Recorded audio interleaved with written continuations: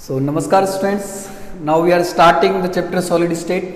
ठीक है, ये फिजिकल केमिस्ट्री का एक बहुत इंपॉर्टेंट चैप्टर है और वैसे अपन देखते हैं तो 12th केमिस्ट्री जो है उसका फर्स्ट चैप्टर अपने पास आता है सॉलिड स्टेट। ठीक है, तो अब जो है अपन सॉलिड स्टेट के जितने भी टॉपिक्स बनते हैं अपने पास सिलेबस वाइज, 12th का जो सिलेबस है अपने पास एनसीईआरटी का, उसके अकॉर्डिंग जितने भी अपने पास टॉपिक्स बनते हैं उनको अपन स्टेप वाइज जो है वो एक एक करके डिस्कस करेंगे। ठीक है, तो सबसे पहले जो है अपन डिस्कस करते हैं इसका कंटेंट। ठीक है, कि इसमें कंटेंट जो है वो सिलेबस में क्या क्या है, कौन कौन से टॉपिक्स हैं और उनकी मेथोडोलॉजी, मतलब उन टॉपिक्स को अपन कैसे डिस्कस करेंगे। ठीक है, तो पहले इसकी अपन प्री नॉलेज देख लेते हैं कि सॉलिड स्टेट जो है, ये अपने को पता है कि मैटर जो है वो नेचर में 3 स्टेट्स में एग्जिस्ट करता है अपने पास, सॉलिड, लिक्विड एंड गैस। तो सॉलिड जो है वो नेचर की एक नेचुरल स्टेट है जिसमें, और इसके कुछ स्पेसिफिक कैरेक्टरिस्टिक्स होते हैं। इसमें जो इंटरमोलिकुलर स्पेस होता है पार्टिकल्स के बीच में वो बहुत कम होता है।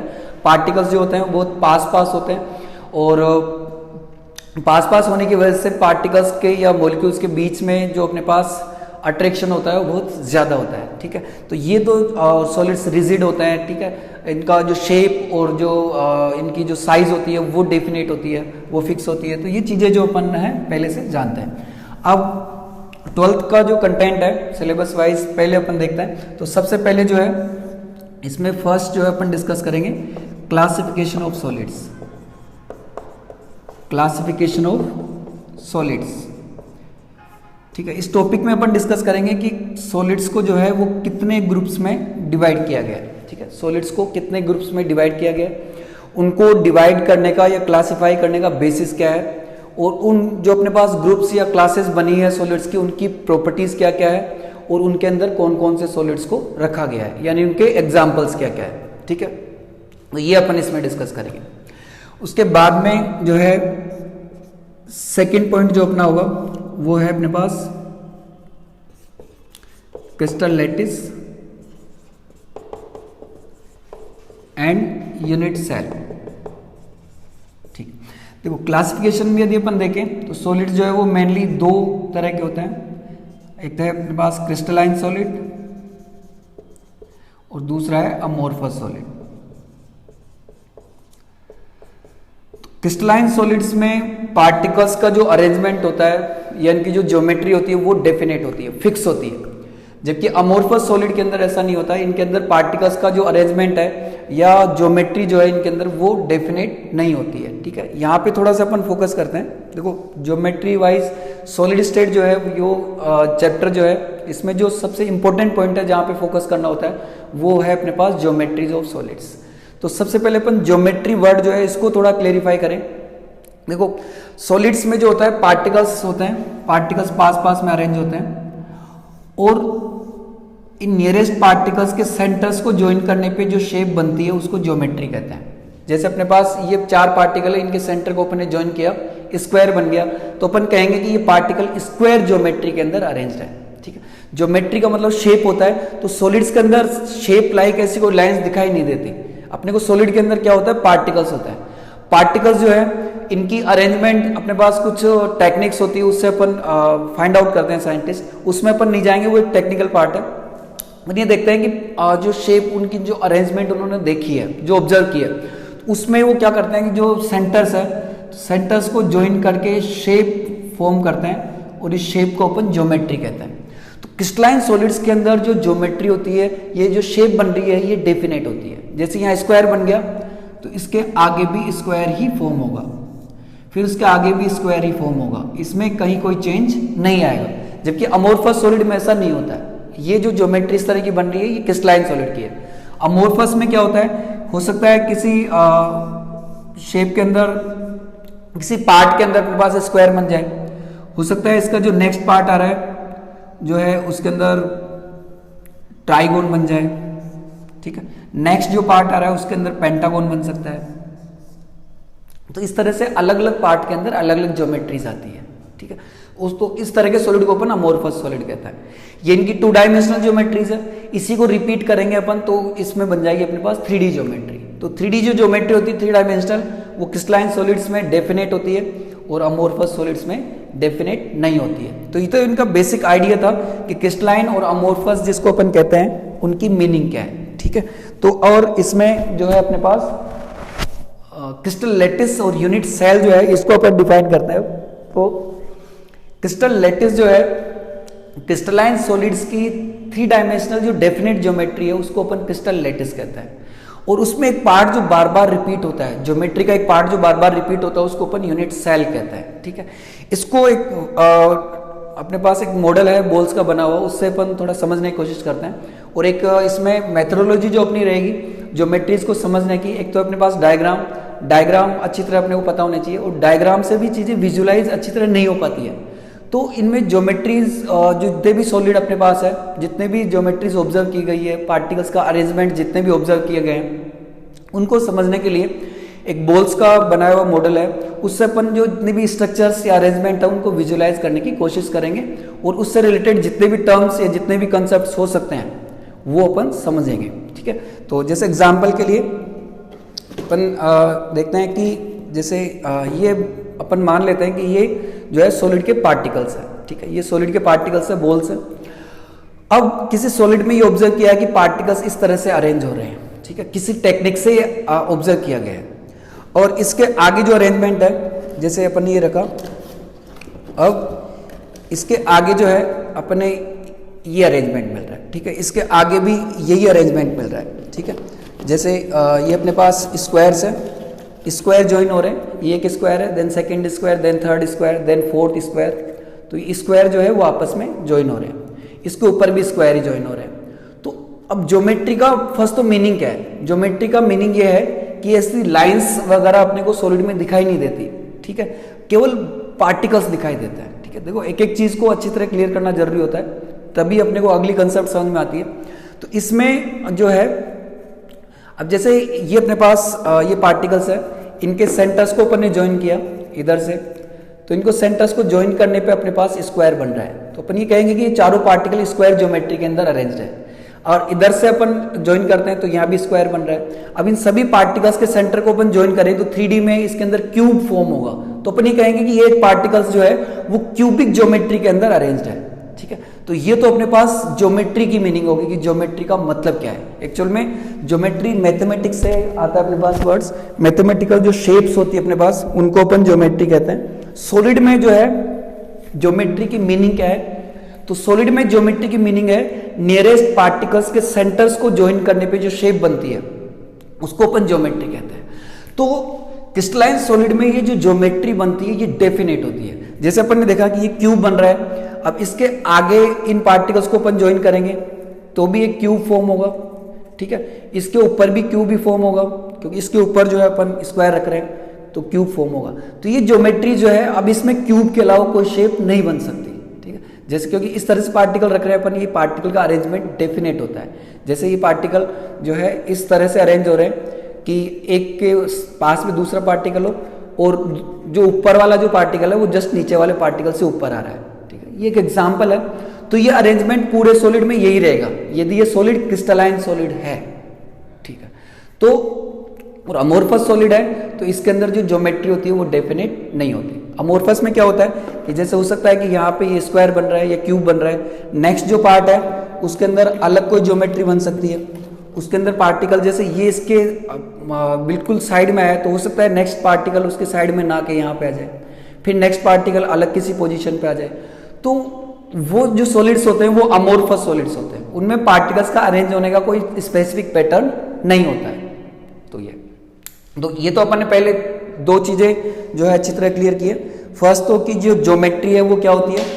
ज्योमेट्री सॉलिड्स के अंदर ज्योमेट्री होती है अपने पास the shape made by joining the centres of nearest particles, ठीक है। फिर अपन ने देखा कि क्रिस्टलाइन सॉलिड्स जो है इनके अंदर जो ज्योमेट्री होती है ये डेफिनेट होती है और अमोर्फस के अंदर इनडेफिनेट होती है, ठीक है। ये चीज अपन ने समझी। अब इसके अंदर यह है कि जो क्रिस्टलाइन सॉलिड्स है अपने पास, इनकी डेफिनेट 3 डायमेंशनल ज्योमेट्री को अपन कहते हैं क्रिस्टल लैटिस, ठीक है। और उसका एक पार्ट जो उसमें बार बार रिपीट होता है, सेकेंड अपना जो पॉइंट होगा वो है crystal lattice and unit cell. ये तो क्रिस्टल लैटिस जो है इसका कंप्लीट पार्ट जो है अपने पास 3 डायमेंशनल के अंदर क्रिस्टलाइन सॉलिड का, उसको अपन क्रिस्टल लैटिस कहते हैं। और उसमें एक पार्ट जो बार बार रिपीट होता है उसको यूनिट सेल कहते हैं। इसको एक एग्जांपल से समझते हैं अपन। जैसे किसी क्रिस्टल के अंदर, अब क्रिस्टल या क्रिस्टलाइन सॉलिड अपने को वर्ड पता है कि क्या है, जिनके अंदर सॉलिड्स के अंदर पार्टिकल्स के अरेंजमेंट और उनके सेंटर्स को ज्वाइन करने पे जो शेप बन रही है वो डेफिनेट है। उस तरह के सॉलिड्स को अपन क्रिस्टल कहते हैं, ये क्रिस्टलाइन सॉलिड्स कहते हैं। अब इनमें क्रिस्टल लैटिस क्या है, जैसे एक ये अपने पास क्रिस्टलाइन सॉलिड है, इसमें यहाँ पर ये 3D में क्यूब बन रहा है। नेक्स्ट इन पार्टिकल्स को अपन ज्वाइन कर रहे हैं तो यहाँ पर भी क्यूब बन रहा है। इसके ऊपर भी अपन देखें तो एक क्यूब फॉर्म होगा, यहाँ पर भी पार्टिकल आएंगे तो यहाँ पर भी एक क्यूब फॉर्म होगा। तो इस तरह से बहुत सारे क्यूब जो आपस में जुड़े हुए रहेंगे। अपन जानते हैं कि बहुत सारे पार्टिकल होते हैं अपने पास सॉलिड के अंदर, मिलियंस ऑफ पार्टिकल्स होते हैं। तो इस तरह से बहुत सारे क्यूब इनसे फॉर्म होंगे और उन सभी क्यूब्स को ज्वाइन करने पे जो अपने पास एक बिग लार्ज शेप बन रही होगी उसको कहेंगे अपन क्रिस्टल लैटिस, उसको अपन क्रिस्टल लैटिस कहते हैं। और इसके अंदर एक क्यूब जो कि बार बार रिपीट हो रहा है, क्यूब जो है बार बार रिपीट हो रहा है, तो एक क्यूब जो है उसको अपन कहेंगे यूनिट सेल। यानी यूनिट सेल जो है वो रिपीटिव यूनिट है क्रिस्टल लैटिस की, यानी ये रिपीट होकर क्रिस्टल लैटिस बनाती है, ठीक है। तो अभी अपन ने जैसे एक एग्जांपल लिया क्यूबिक यूनिट सेल का, जो आपस में ज्वाइन होकर क्यूबिक लैटिस बनाती है। तो ये कोई जरूरी नहीं कि क्यूबिक शेप ही बने यूनिट सेल की, यहाँ पर पार्टिकल्स इस तरह से अरेंज ना होकर किसी दूसरे पैटर्न में भी अरेंज हो सकते हैं और कोई दूसरी शेप भी बना सकते हैं। सपोज ये आपस में जुड़ के जो है हेक्सागोन भी फॉर्म कर सकते हैं। 2D के अंदर पार्टिकल्स जो है इस तरह से अरेंज हो जाते हैं, जैसे ये इस तरह से जो है अरेंज होकर अपने पास हेक्सागोन फॉर्म कर रहे हैं, ठीक है।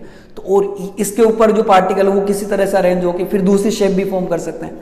तो कहने का मतलब ये है कि यूनिट सेल का जो कितने टाइप की होती है, यूनिट सेल जो है जैसे पार्टिकल्स के सेंटर्स को ज्वाइन करने पर जो शेप अपने पास बन रही है, अब तक जितने भी सॉलिड्स के शेप्स और उनकी ज्योमेट्री डिस्कवर की गई है क्रिस्टलाइन सॉलिड्स की, उनके टाइप्स अपन यहाँ पर डिस्कस करेंगे। और ये टाइप्स जो है वो 14 टाइप्स के, 14 टाइप्स ऑफ ब्रेवेज लैटिस। तो यहां पर अपन इनको डिस्कस करेंगे और यहाँ डिस्कशन पॉइंट में अपना मेन जो पॉइंट है, फोकस है, वो रहेगा एक तो इनकी ज्योमेट्री पर, शेप पर, और दूसरा पोजीशन ऑफ पार्टिकल, कि उस शेप के अंदर पार्टिकल किस किस पोजीशन पर आ रहे होते हैं, ठीक। तो ये अपना सेकंड पॉइंट रहेगा crystal lattice and unit cell, और इसको भी अपन ये बोल्स का जो मॉडल है इसके हेल्प से समझने की कोशिश करेंगे। और इसमें अपने पास जो एक टाइप है क्यूबिक लैटिस, वो इंपॉर्टेंट है क्योंकि आगे जो पॉइंट्स है उनमें क्यूबिक जो लैटिस है उस पर ही ज्यादा फोकस किया गया है। तो ये अपना सेकंड पॉइंट हो गया। इसके बाद जो है थर्ड पॉइंट अपन डिस्कस करेंगे पैकिंग एफिशिएंसी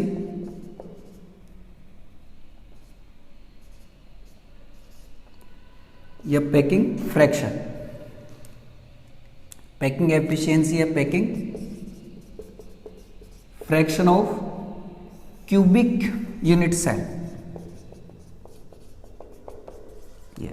तो इसमें देखो बहुत सारी यूनिट सेल्स होती है और उसमें पैकिंग फ्रैक्शन या पैकिंग एफिशिएंसी केवल क्यूबिक यूनिट सेल्स की अपन फाइंड आउट करेंगे। क्यूबिक यूनिट सेल्स ये 3 टाइप की होती है, एससी, बीसीसी और एफसीसी। तो ये किस तरह से है, उनमें कितने पार्टिकल्स आ रहे हैं वो अपन डिस्कस कर लेते हैं यहाँ पर। उसके बाद में यहाँ पर इन 3 टाइप्स की जो अपने पास क्यूबिक यूनिट सेल्स हैं, एससी, बीसीसी, एफसीसी, इनको डिटेल में अपन डिस्कस कर लेंगे पहले। और यहाँ पर इन तीनों टाइप्स की पैकिंग एफिशिएंसी या पैकिंग फ्रैक्शन फाइंड आउट करेंगे अपन। पैकिंग एफिशिएंसी या पैकिंग फ्रैक्शन क्या होता है, देखो जैसे अपन ये क्यूबिक यूनिट सेल ली है जिसमें पार्टिकल्स केवल क्यूब के कॉर्नर्स पर आ रहे हैं, ठीक है। कॉर्नर के अलावा और कहीं पर भी पार्टिकल आ सकते हैं। सपोज देखो ये स्पेस खाली है तो यहाँ पर भी पार्टिकल आ सकते हैं। उसके बेसिस पर अपने पास क्यूबिक यूनिट सेल जो है इसके अलावा और टाइप की भी हो सकती है, वो अपन यहाँ पर डिस्कस कर लेंगे। ये 3 टाइप है अपने पास, SC, BCC, FCC। ये SC है, ये सिंपल क्यूबिक सेल है जिसमें पार्टिकल्स केवल और केवल क्यूब के कॉर्नर्स पर ही आ रहे हैं। ठीक, तो अब अपने पास पैकिंग एफिशिएंसी है, पैकिंग फ्रैक्शन का मीनिंग क्या है। ठीक है, देखो इनको अपन डिटेल में अभी जा नहीं सकते, केवल अपन इंट्रोडक्टरी पार्ट देख रहे हैं। यहां पर केवल अपन ये देख रहे हैं पैकिंग एफिशिएंसी या फ्रैक्शन का मीनिंग क्या है। तो ये ऐसी है, इसमें पार्टिकल्स जो है क्यूब के सारे वॉल्यूम के अंदर नहीं आ रहे, सारे वॉल्यूम को ऑक्यूपाई नहीं कर पा रहे। जैसे ये क्यूब है, क्यूब के अंदर ये पार्टिकल्स अपन ने रखे हैं, जितने पास आ सकते थे ये स्फेरिकल पार्टिकल्स वो अपन ने रखे हैं, फिर भी पार्टिकल के बीच में स्पेस बचा हुआ है। ये स्पेस अपन देख सकते हैं, तो स्पेस जो है पार्टिकल्स के बीच में अब भी बचा हुआ है। यानी कि एक चीज ये तय है कि पार्टिकल जो है वो क्यूबिक यूनिट सेल या कोई भी यूनिट सेल हो उसका कंप्लीट वॉल्यूम ऑक्यूपाई नहीं करते, कुछ पोर्शन ऑक्यूपाई करते हैं। ये क्लियर है? तो इस पोर्शन को ही अपन कहते हैं पैकिंग फ्रैक्शन, और परसेंटेज में यदि इसको लिखते हैं अपन तो ये हो जाता है पैकिंग एफिशिएंसी।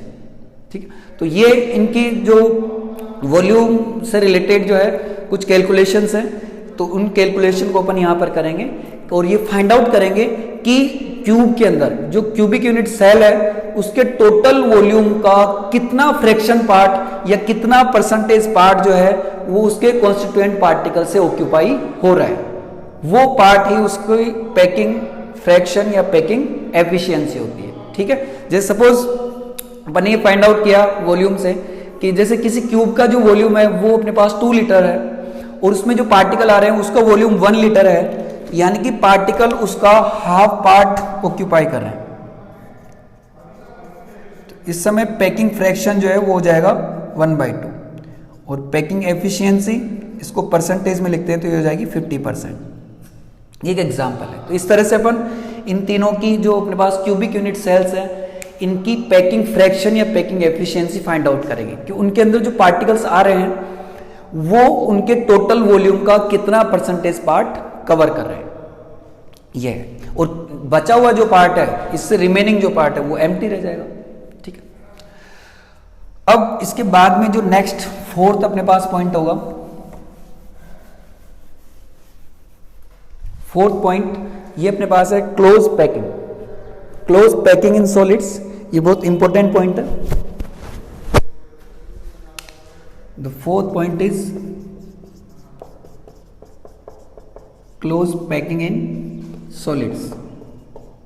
ठीक है, तो क्लोज पैकिंग इन सॉलिड्स यानी सॉलिड्स में पार्टिकल क्लोजली पैक्ड होता है। ये अपने को पता है, क्लोजली पैक्ड का मतलब पास पास में अरेंज रहते हैं, इसी को क्लोज पैकिंग कहते हैं। जैसे ये पार्टिकल अपन देख रहे हैं इनके बीच में कोई स्पेस नहीं है, ये क्लोजली पैक्ड है, क्लोजली एक दूसरे के पास पास में अरेंज है, इसी को अपन क्लोज पैकिंग कहते हैं। तो यहां पर डिफाइन करने जैसी चीज कुछ भी नहीं है, यहां पे एक क्लोज पैकिंग का प्रोसेस देखना है अपने को कि पार्टिकल सॉलिड्स में जो है, इससे पहले अपन स्ट्रक्चर्स देख चुके हैं कि पार्टिकल्स के सेंटर्स को ज्वाइन करने पे किस किस तरह की शेप जो है वो सॉलिड्स में अब तक देखी गई है।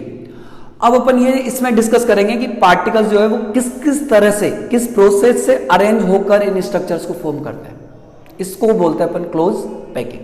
फॉर एग्जाम्पल जैसे क्यूब बनाना हो तो क्यूब कैसे बनता है, क्यूब के लिए अब डायरेक्ट तो पार्टिकल्स क्यूब की फॉर्म में आ नहीं सकते कि 8 पार्टिकल्स को अपन किसी कंटेनर में रख दे और वो अपने आप क्यूब बना ले, ऐसे तो नहीं होगा। उसके लिए पहले अपने को क्या करना है, जैसे पहले पार्टिकल्स 1D में जो है इस तरह से अरेंज हो जाते हैं, ये 1D में है, क्लोज पैकिंग इन 1D। फिर इससे जो लाइन बनेगी, इससे क्या बनेगी, एक लाइन फॉर्म होगी। अब लाइन के ऊपर क्या होगा, दूसरी लाइन अपन रखेंगे, लाइन के ऊपर दूसरी लाइन इस तरह से रखते हैं कि दूसरी लाइन के पार्टिकल जस्ट पहली लाइन के ऊपर आ जाए। ठीक है, तो ये दूसरी लाइन अपन फर्स्ट लाइन के जस्ट ऊपर रखते हैं, तो इससे जो अपने पास बन जाता है स्क्वायर, ये स्क्वायर बन गया। ठीक है, ये होगी क्लोज पैकिंग इन 2D। ठीक है, अब स्क्वायर जो है, अब क्लोज पैकिंग इन 2D से अपने पास स्क्वायर्स फॉर्म हो गए। अब स्क्वायर के ऊपर जस्ट अपन दूसरे स्क्वायर लेयर रखते हैं, ये पहली स्क्वायर लेयर है, इसके जस्ट ऊपर अपन दूसरी स्क्वायर लेयर रखते हैं, तो उससे बन गया अपने पास क्यूब। ठीक है, सिंपल क्यूबिक सेल बन गई। तो ये एक टाइप है अपने पास। तो इस तरह से और किस किस तरह से पार्टिकल अरेंज होकर, किस किस तरह से लाइंस जो है वो एक दूसरे पर अरेंज होकर कितनी लेयर्स बना सकती है, लेयर्स कितने, जितने भी टाइप की लेयर्स अपने पास आ रही है वो किस किस तरह से अरेंज होकर 3D में जो है लैटिस बना सकती है। 3D में के अंदर स्ट्रक्चर से ज्योमेट्रीज फॉर्म कर सकती है, उसको अपन यहाँ पर डिस्कस करेंगे, ठीक है। और इसको भी अपन इस मॉडल की हेल्प से समझने की कोशिश करेंगे। तो ये अपने पास है close packing in 1D, close packing in 2D and close packing in 3D। खासकर क्लोज पैकिंग इन 3D ये बहुत इंपॉर्टेंट है, और ये अपने को विजुअलाइजेशन के अलावा यदि अपन पढ़ते हैं डायरेक्ट तो वैसे समझ में भी नहीं आता है, ठीक है। तो ये इनकी क्लोज पैकिंग होगी कि पार्टिकल्स किस तरह से पैक्ड हो रहे हैं सॉलिड के अंदर। इसमें फिर इससे रिलेटेड कुछ टर्म्स आती है इन स्ट्रक्चर्स की, जैसे कोऑर्डिनेशन नंबर, इसको शॉर्ट में कहते हैं अपन CN, यानी एक पार्टिकल नियरेस्ट कितने पार्टिकल्स को टच कर रहा होता है उसको कोऑर्डिनेशन नंबर कहता है। और ये भी अपन जैसे शेप या डायग्राम या इसके विजुअलाइजेशन को देख को आराम से बता सकते हैं। जैसे कोऑर्डिनेशन नंबर निकालनी हो, कैसे निकालेंगे, जैसे अपने पास ये स्क्वायर लेयर है, अब स्क्वायर लेयर की कोऑर्डिनेशन नंबर निकालनी हो तो इसके लिए अपन मिड में से, जैसे इसके ऊपर भी स्क्वायर लेयर बनेगी, मिड में से एक पार्टिकल लिया, जैसे एक ये पार्टिकल ले लिया अपन ने, तो ये 4 पार्टिकल्स को टच करा है, 1 2 3 एंड 4, ठीक है। तो इस समय अपन देख सकते हैं कि इसकी कोऑर्डिनेशन नंबर 4 हो रही है। ये जो पार्टिकल है ये 4 पार्टिकल्स को टच कर रहा है, 1 जो एक इसके ऊपर आ रहा है, एक साइड में 2, एक इस साइड में 3 और एक नीचे 4। तो इस तरह से अपन इनको विजुलाइज करने के बाद में इनकी जो कोऑर्डिनेशन नंबर है उसको भी अपन फाइंड आउट कर सकते हैं। इसमें एक आता है relation between A and R, relation between A and R, इसको भी फाइंड आउट करेंगे। जैसे A जो है वो अपने पास क्यूब की लेंथ है, क्यूब की साइड की लेंथ है, और R जो है वो है रेडियस ऑफ स्फेरिकल पार्टिकल। तो इनके बीच में क्या रिलेशन होता है ये भी अपन ज्योमेट्रिकल पार्ट है, इसको भी अपन ज्योमेट्री से फाइंड आउट करेंगे अलग अलग तरह की क्यूबिक यूनिट सेल्स के लिए, ठीक है। तो ये कुछ इसमें पैरामीटर्स होंगे अपने पास जिनको अपन पढ़ेंगे। और ये इसका सेंट्रल आइडिया है अपने पास, जो सेकंड, थर्ड और फोर्थ जो पॉइंट है अपने पास जो अपन ने अभी देखे हैं, यूनिट सेल्स के जो टाइप्स है, क्यूबिक यूनिट सेल्स के ऊपर फोकस करते हुए पैकिंग एफिशिएंसी जो है क्यूबिक यूनिट सेल्स की, और क्लोज पैकिंग, ये इस चैप्टर का सेंट्रल आइडिया है, और यहीं से जो है इसमें ज्यादातर क्वेश्चन पूछे जाते हैं। 5th जो है क्लोज पैकिंग के बाद में अपन देखेंगे density of cubic unit cell. तो डेंसिटी जैसे अपने को पता है, डेंसिटी होती है मास अपॉन वॉल्यूम। तो यहां पर जो मास होगा, mass of particles present in unit cell, present in cubic unit cell, यानी present in cube upon the volume of cubic unit cell. इससे अपन इसकी डेंसिटी का एक सिंपलेस्ट फॉर्मूला जो फाइंड आउट करेंगे, और उसके ऊपर बेस्ड जो क्वेश्चन हो सकते हैं, इसमें ये न्यूमेरिकल पॉइंट है, यहाँ से जो क्वेश्चन आता है वो न्यूमेरिकल आता है। इससे जो पहले थे वो ज्योमेट्रिकल बेस्ड थे, ठीक है। देखो कोई भी पॉइंट पढ़ने के पहले अपना मेथोडोलॉजी है वो क्लियर होना चाहिए कि अपन जो पढ़ने जा रहे हैं वो किस तरीके से और किस वे के अंदर पढ़ेंगे, ठीक है। तो डायरेक्शन यदि अच्छी तरह अपने पास क्लियर होती है तो आगे फिर उन पॉइंट्स को समझने में इतनी दिक्कत नहीं होती। माइंड पहले से प्रिपेयर होता है कि ये चीज जो है वो अपने को इस तरह से गेट करनी है, तो फिर समझने में इतनी दिक्कत नहीं आती। तो density of cubic unit cell, इसके न्यूमेरिकल्स अपन सोल्व करेंगे। 4 टाइप के न्यूमेरिकल्स इसमें मेनली। उसके बाद में जो अपना नेक्स्ट पॉइंट है वो है डिफेक्ट्स इन सॉलिड, डिफेक्ट्स और इम्परफेक्शंस इन सॉलिड्स।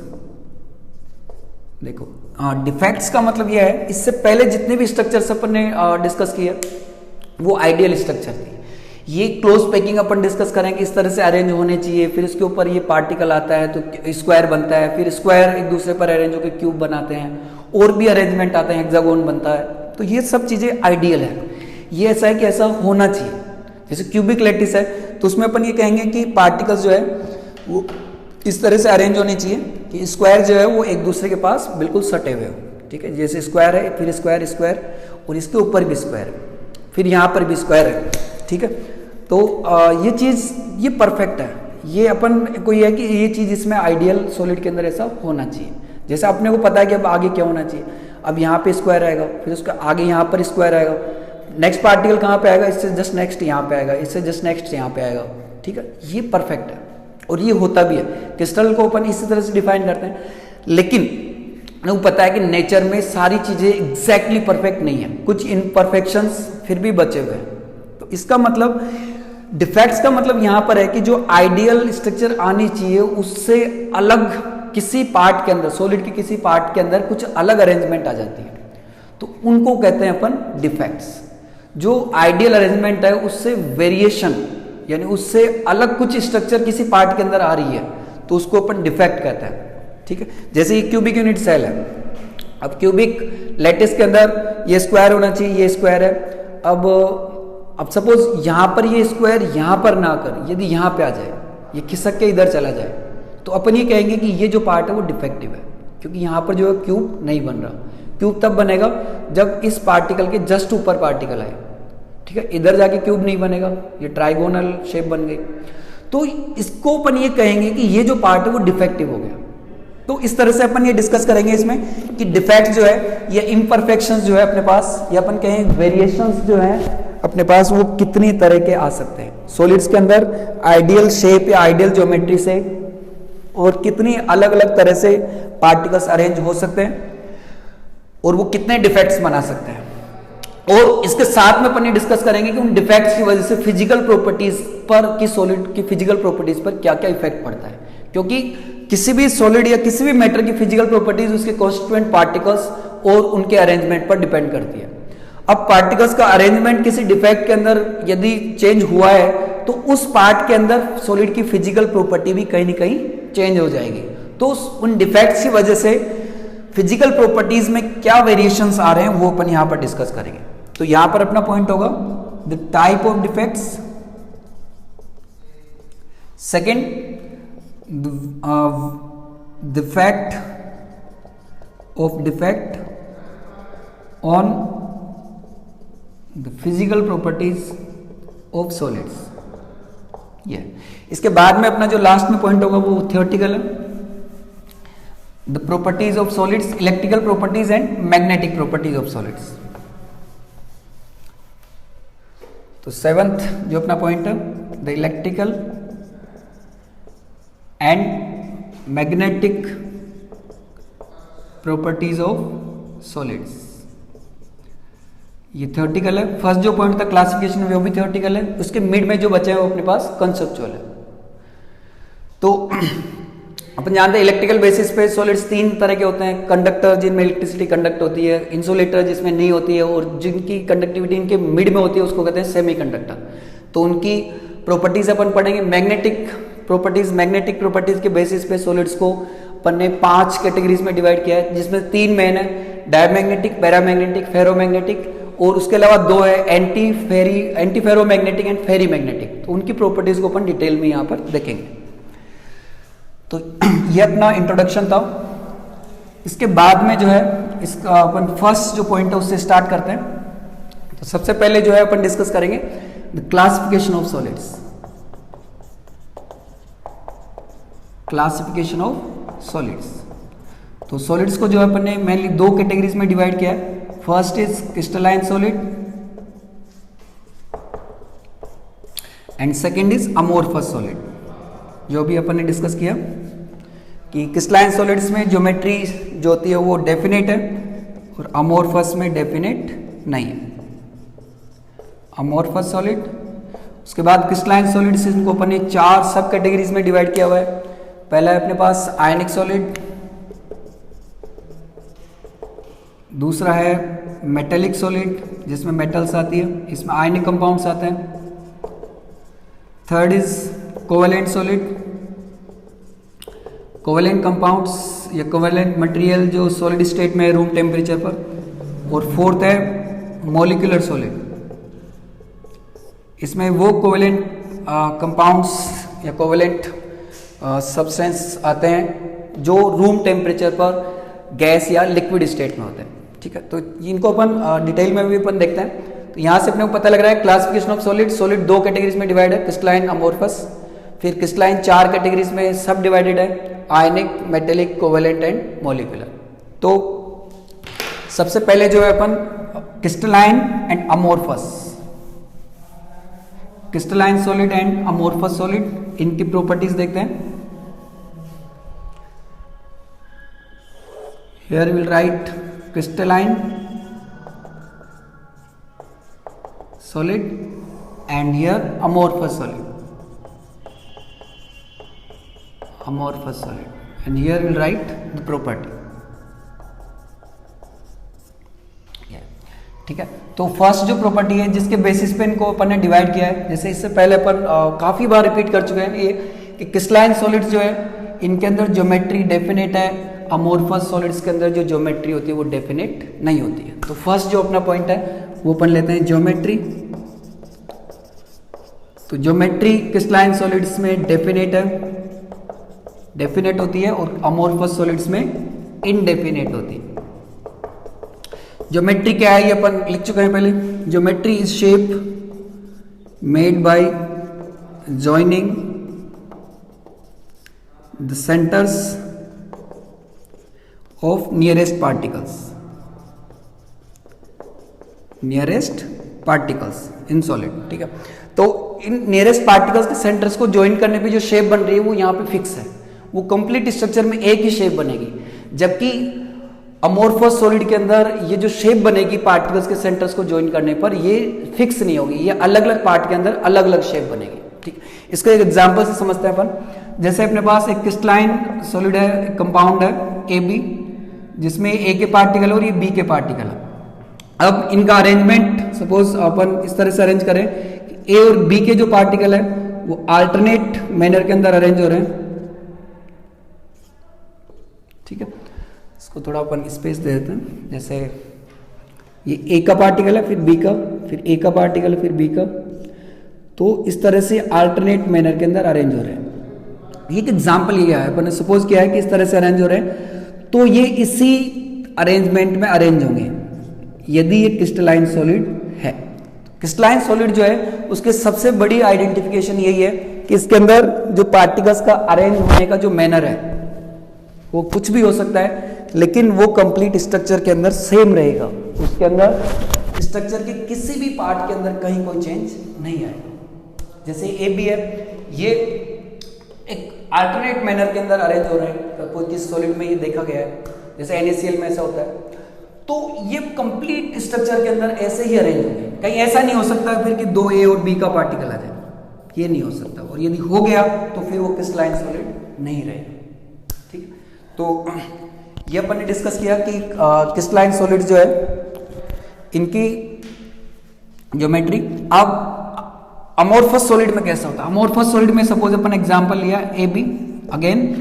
अब इसमें सपोज ये इस तरह से अरेंज हो रहे हैं, पार्टिकल रैंडमली अरेंज हो रहे हैं, यानी इनके जैसे यहां पर अपन देख सकते हैं कि कोई स्पेसिफिक पैटर्न में अपन नहीं लिख रहे, रैंडमली इनको अपन ने लिख दिया, कहीं पर भी A और B को अपन लिख रहे हैं। तो यहां पे अपन देख सकते हैं कि इनके अरेंज होने का कोई पैटर्न नहीं है। कितने भी A और B के पार्टिकल कितने भी उसको सराउंड कर सकते हैं, कितने भी A के पास में B के पार्टिकल आ रहे हैं, B के पास A के पार्टिकल आ रहे हैं, कितने भी टाइम वो रिपीट हो रहे हैं। तो इस तरह की जो ज्योमेट्री है, इस तरह का स्ट्रक्चर यदि अपन को या पार्टिकल्स का अरेंजमेंट किसी सॉलिड में दिख रहा है तो उस सॉलिड को अपन अमोर्फस सॉलिड कहेंगे। तो ये तो अपने पास एक बेसिक था कि क्रिस्टलाइन और अमोर्फस की मीनिंग क्या है। जिस सॉलिड में ज्योमेट्री डेफिनेट होती है उसको क्रिस्टलाइन सॉलिड कहा जाता है, और जिसमें इंडेफिनेट होती है उसको अमोर्फस सॉलिड कहा जाता है। ये इनका अरेंजमेंट ऑफ पार्टिकल था। अब ज्योमेट्री भी अपन देख लेते हैं। ज्योमेट्री इनके सेंटर्स को ज्वाइन करने पे बनती है। यहां पर पार्टिकल्स का अरेंजमेंट डेफिनेट है, तो इनके सेंटर्स को ज्वाइन करने पर जो शेप बन रही है ये भी डेफिनेट होगी। जैसे इसमें स्क्वायर है तो आगे स्क्वायर ही फॉर्म होंगे, कहीं पर ऐसा नहीं हो सकता कि हेक्सागोन फॉर्म हो जाए। तो ये अपन कह सकते हैं कि ये जो ज्योमेट्री है वो क्रिस्टलाइन सॉलिड की ज्योमेट्री है। ये क्रिस्टलाइन सॉलिड है क्योंकि इसमें सब एक ही शेप बन रही है। ठीक है, तो ये इसको अपन इग्नोर कर देते हैं कि बैंड हो रही है, क्योंकि अपन ने स्केल से नहीं फॉर्म किए। बाकी ये एग्जैक्ट सेम लेंथ की और उसी शेप की अपने पास लाइंस आती है। अब जो है ये 2D में, 3D में भी यही होगा। सपोज A है, इसके ऊपर B का हो गया और B के ऊपर A का पार्टिकल हो गया। यहाँ B के ऊपर A और A के ऊपर B का पार्टिकल है। इनको अरेंज करने पे अगेन स्क्वायर फॉर्म हो रहा है। और ये बन गया अपने पास क्यूब। तो अब आगे भी क्यूब ही फॉर्म होंगे, इसके अलावा कोई दूसरी शेप फॉर्म नहीं हो सकती। तो यहां पर जो है 3 डायमेंशनल में और 2 डायमेंशनल में जो ज्योमेट्री आती है वो फिक्स होती है, जबकि यहां पर ऐसा नहीं है।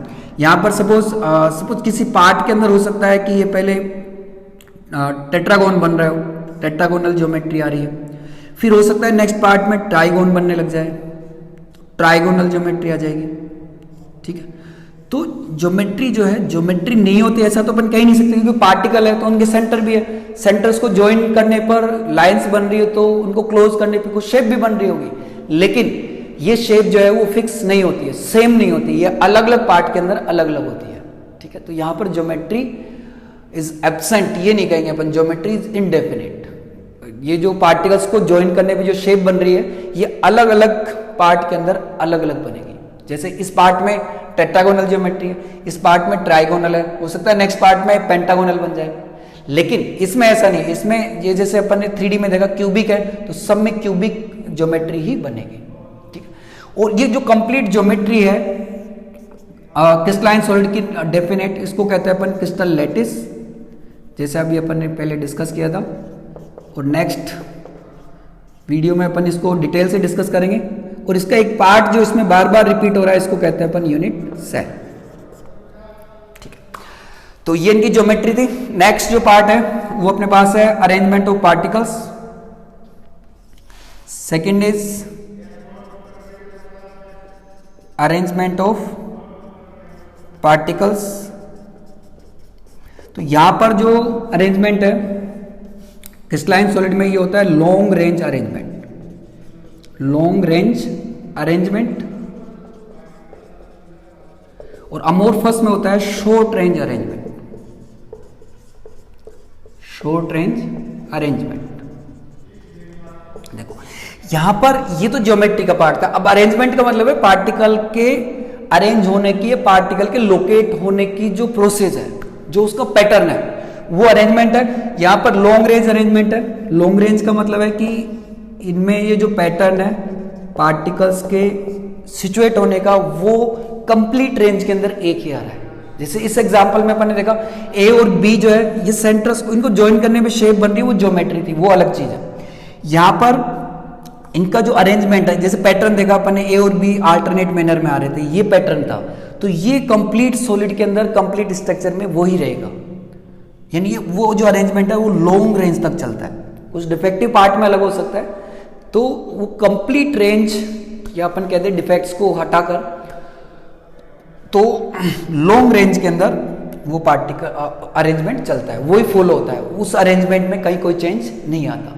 जबकि यहाँ शॉर्ट रेंज अरेंजमेंट है, यहाँ पर कुछ पार्ट के अंदर अलग अरेंजमेंट आ रहा है, नेक्स्ट पार्ट में अलग अरेंजमेंट हो सकता है, नेक्स्ट में अलग अरेंजमेंट हो सकता है। जैसे इसको अपन देखें तो यहां पर हो सकता है ए और बी के पार्टिकल कुछ रेंज के अंदर या अल्टरनेट मैनर के अंदर आ सकते हैं,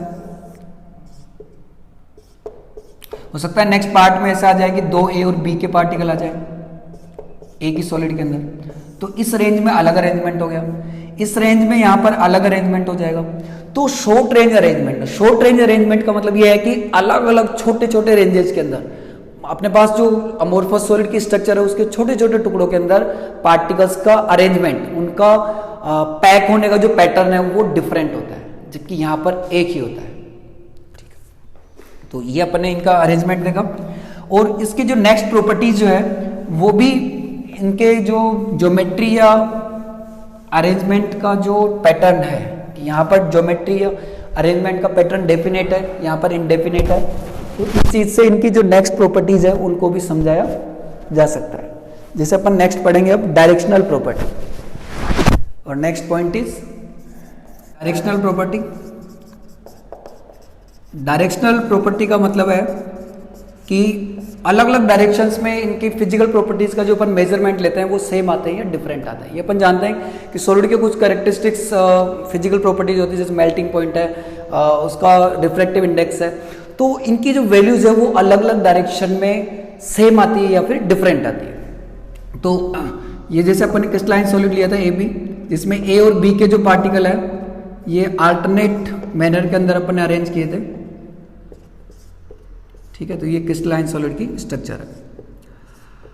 अब इसमें अब सपोज अपन ने 3 अलग अलग डायरेक्शन लिए, एक ये डायरेक्शन ले ली, एक ये डायरेक्शन ले ली और एक अपन ने ये डायरेक्शन ले ली।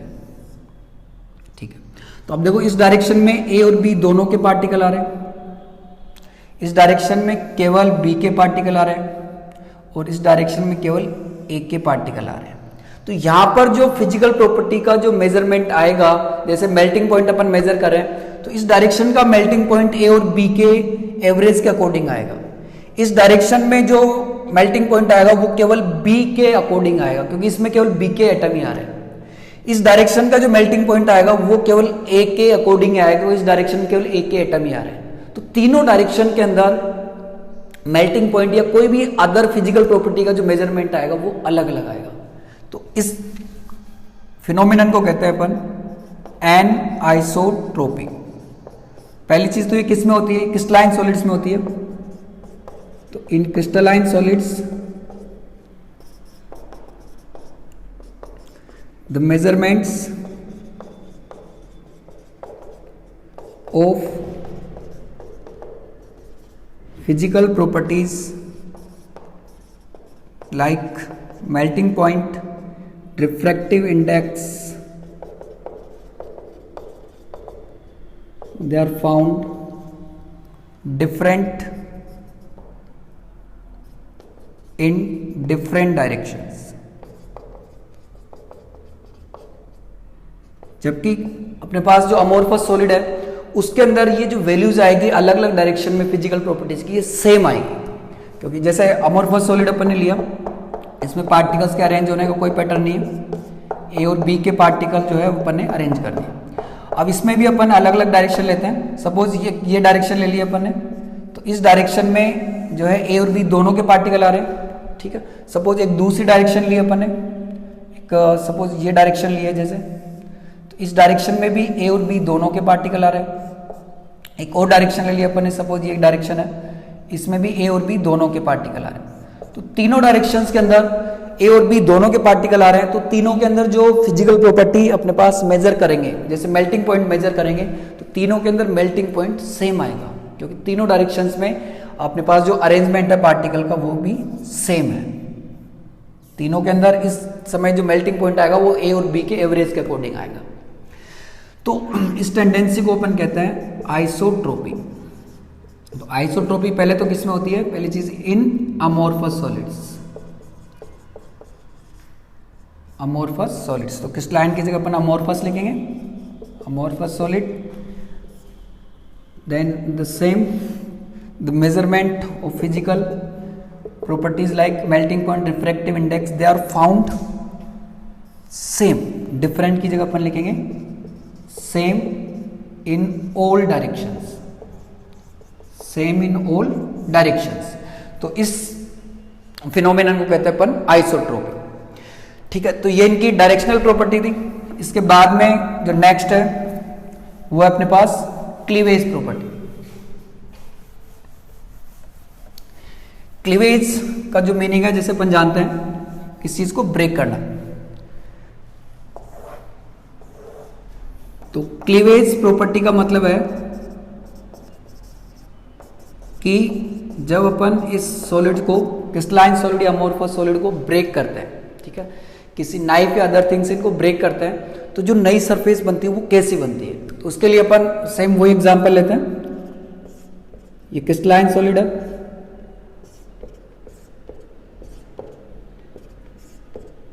ठीक है। अब जैसे ये इसका ब्लॉक है, ये जो है इसकी मॉलिक्यूलर स्ट्रक्चर है। अब इस चीज को अपन यहां से ब्रेक करें, इस ब्लॉक को जैसे यहां से ब्रेक किया, तो इस जिस लाइन से इसको अपन कट कर रहे हैं उस लाइन में बीच में कोई पार्टिकल नहीं आ रहा। इसका मतलब ये लाइन सीधी चली जाएगी। तो ये जो लाइन यहां से जो कट होके जो दो ब्लॉक आएंगे, ये ब्लॉक है और एक ये ब्लॉक है, तो ये जो ब्लॉक आएंगे अपने पास जहां से इनको अपन कट कर रहे हैं, सपोज यहां से कट कर रहे हैं, तो ये जो नए ब्लॉक की जो ये सरफेस बनी है, एक ये सरफेस है और एक ये सरफेस, ये बिल्कुल स्मूथ होगी। यहां से अपन देख सकते हैं कहीं पर कोई जिगजैग शेप इसमें नहीं आ रही है। तो newly generated surface are smooth and regular when we cut crystalline solid by any knife और एनी अदर थिंग, ठीक है। और अमोर्फस सॉलिड जो है, जैसे ही अपन ने अमोर्फस सॉलिड लिया है, इसमें पार्टिकल्स अरेंज हो रहे हैं रेंडमली। अब सपोज इसको अपन यहाँ से इस लाइन से होके कट करते हैं, तो लाइन देखो, अब जैसे यहाँ से कट होने की जो लाइन है, तो ये एटम तो कट होगा नहीं, बल्कि ये लाइन बेंड हो जाएगी। फिर लाइन यहाँ पे बेंड होगी, यहाँ पे बेंड होगी, यहाँ पे बेंड होगी। तो अमोर्फस सॉलिड का जैसे अपन ये ब्लॉक लिया था और इसको अपन यहाँ से कट कर रहे हैं, तो ये जो नई सरफेस अपने पास बनेगी, जैसे यहाँ जो सरफेस बनेगी वो जिगजैग आएगी। ये सरफेस जो है अपर सरफेस में यहाँ से ऐसे आएगी, ठीक है, और नीचे में भी ऐसे आएगी, ठीक है। कहने का मतलब जो नई सरफेस बनी है ये बिल्कुल स्मूथ नहीं होगी, ये जो है अपने पास होगी irregular and rough. When we cut amorphous solid by any knife or any other thing, any sharp thing, then the newly generated surface they are irregular and rough. इसको अपन एवरीडे लाइफ से कुछ एग्जांपल लेकर भी देख सकते हैं। जैसे amorphous solid में कुछ सेलेक्टेड एग्जांपल्स आएंगे अपने पास। मोस्ट ऑफ पॉलीमर्स जो है वो अपने पास अमोर्फस सॉलिड में आते हैं, जैसे रबर, प्लास्टिक, पॉलीथीन। तो रबर को जैसे अपन किसी ब्लेड से कट करें, तो और जो नई सरफेस बन रही है जहां से उसको कट किया है, उस सरफेस पे अपन फिंगर टच करेंगे तो अपने को ये फील होगा कि वो सरफेस रफ है, वो स्मूथ नहीं है। जबकि जैसे अपन एक आयरन का ब्लॉक ले, पहली चीज वो कटेगा नहीं, उसको अपन तोड़ेंगे नहीं, काटेंगे किसी से, किसी शार्प, बहुत शार्प थिंग से उसको कट करते हैं, तो जो नई सरफेस बनेगी वो बिल्कुल स्मूथ रहेगी, उसमें रबर जैसा ऐसा कोई जिगजैग शेप अपने को फील नहीं होगी, ठीक है। और क्रिस्टलाइन सॉलिड जो है इस तरह से क्लीवेज प्रॉपर्टी शो करते हैं, amorphous solid cleavage property show नहीं करते। अब नेक्स्ट जो है इसमें मेल्टिंग पॉइंट। मेल्टिंग पॉइंट से भी को भी अपन इनके एवरीडे लाइफ से कुछ एग्जांपल लेकर समझा सकते हैं। देखो क्रिस्टलाइन सॉलिड्स जो है इसके अंदर के पास मोस्ट ऑफ जो सॉलिड्स है, नॉर्मल सॉलिड्स वो आते हैं, जैसे मेटल्स आती है, आयनिक कंपाउंड्स आते हैं। इसमें अपने पास पॉलीमर्स आते हैं जो कुछ सॉफ्ट होते हैं, जैसे ग्लास है, रबर है, प्लास्टिक है, पॉलीथीन है। तो मेल्टिंग पॉइंट जैसे अपन जानते हैं, मेल्टिंग पॉइंट होता है जिस टेम्परेचर पे कोई सॉलिड मेल्ट होना स्टार्ट होता है। तो ये बहुत हार्ड होता है, अपन देख सकते हैं मेटल, क्रिस्टल जो है, और अपने पास सॉलिड सोल्ट है, तो इनके मेल्टिंग पॉइंट एक तो हाई होता है, ये अपन समझ सकते हैं इजीली कि ये हाई टेम्परेचर पर मेल्ट होना स्टार्ट होता है।